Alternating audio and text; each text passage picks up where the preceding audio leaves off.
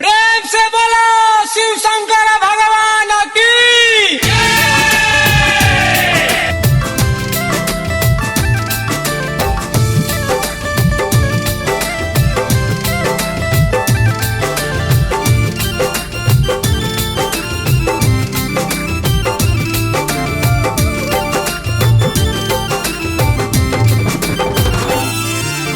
बोल बम बोल रे बंदे बोल बम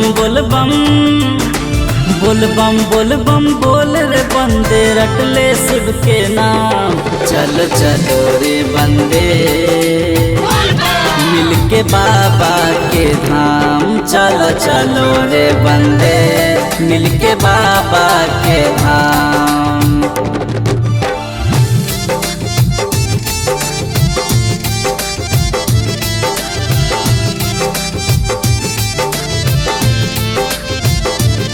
Mixed by Sur Samrat Studio, Shangrampur.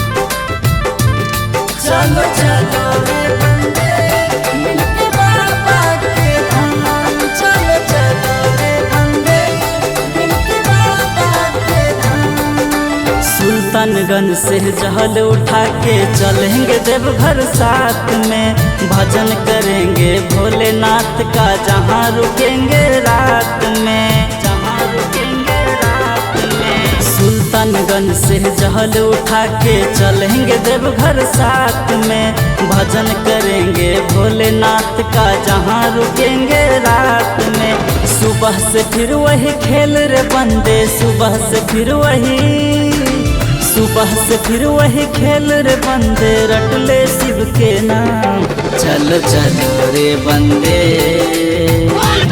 मिल के बाबा के धाम। चलो चलो रे बंदे मिल के बाबा के धाम।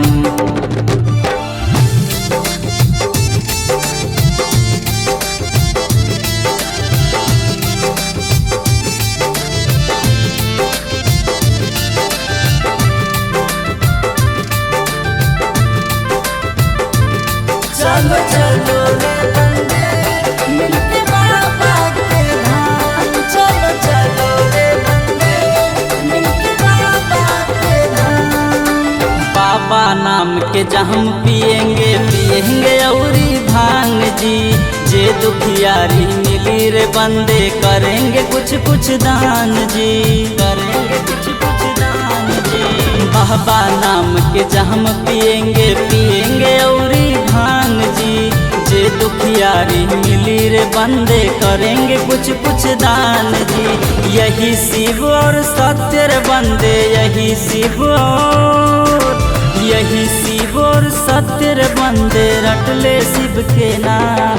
चलो चलो रे बंदे मिल के बाबा के धाम। चलो चलो रे बंदे मिल के बाबा के धाम।